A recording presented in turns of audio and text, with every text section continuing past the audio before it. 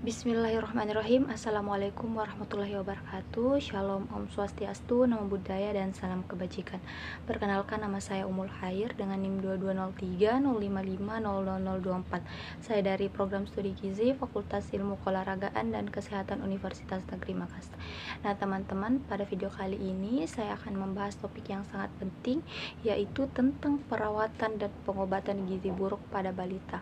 Di sini saya akan membahas dua hal utama. Yang pertama itu ada empat fase dalam perawatan dan pengobatan gizi buruk, dan yang kedua itu ada 10 langkah tata laksana gizi buruk pada balita di layanan rawat jalan.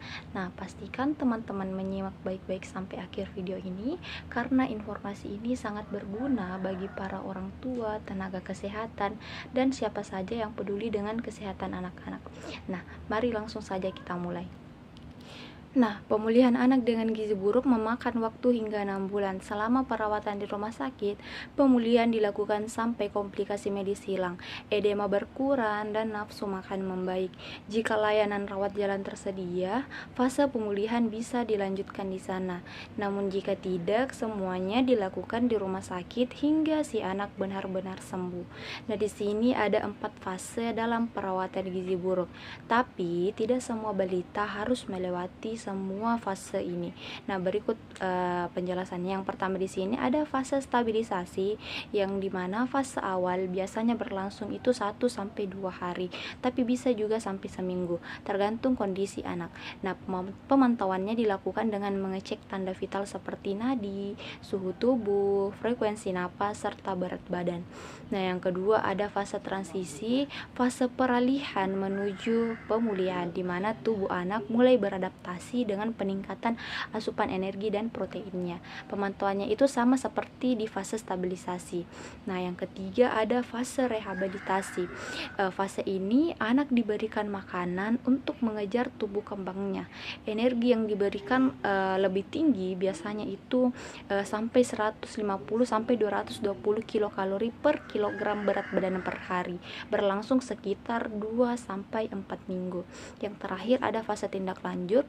Di sini anak mulai diberi makanan keluarga yang lebih bergizi seperti makanan tambahan untuk mempercepat pemulihannya. Saat menangani gizi buruk pada balita, penting untuk mengikuti langkah-langkah yang tepat agar kondisi anak dapat pulih dengan baik. Nah, di sini ada 10 langkah tata laksana gizi buruk yang dilakukan di layanan rawat jalan untuk memastikan balita mendapatkan perawatan yang optimal.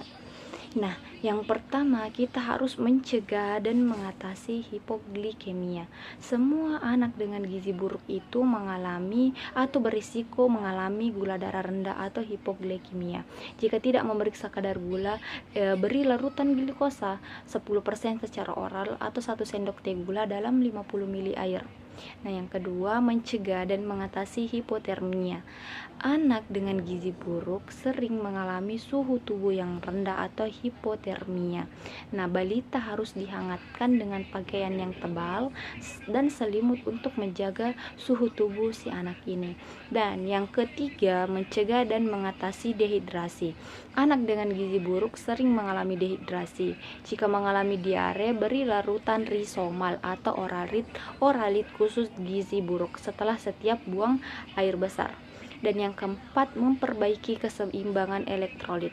Anak gizi buruk kekurangan kalium dan magnesium, jadi diberikan mineral mix dengan formula 75, F100 atau Resomal untuk memperbaiki keseimbangan elektrolitnya. Nah, yang kelima itu mengobati infeksi. Karena anak gizi buruk sering tidak menunjukkan tanda infeksi, maka pemberian antibiotik diberikan secara rutin. Juga diberikan imunisasi campak sebelum pulang jika belum pernah divaksin. Nah, selanjutnya yang keenam, memperbaiki kekurangan zat gizi mikro.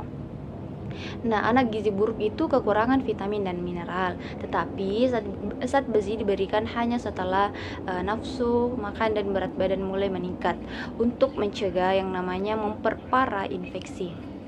Nah, di sini yang ketujuh, memberikan makanan atau fase stabilisasi dan transisi.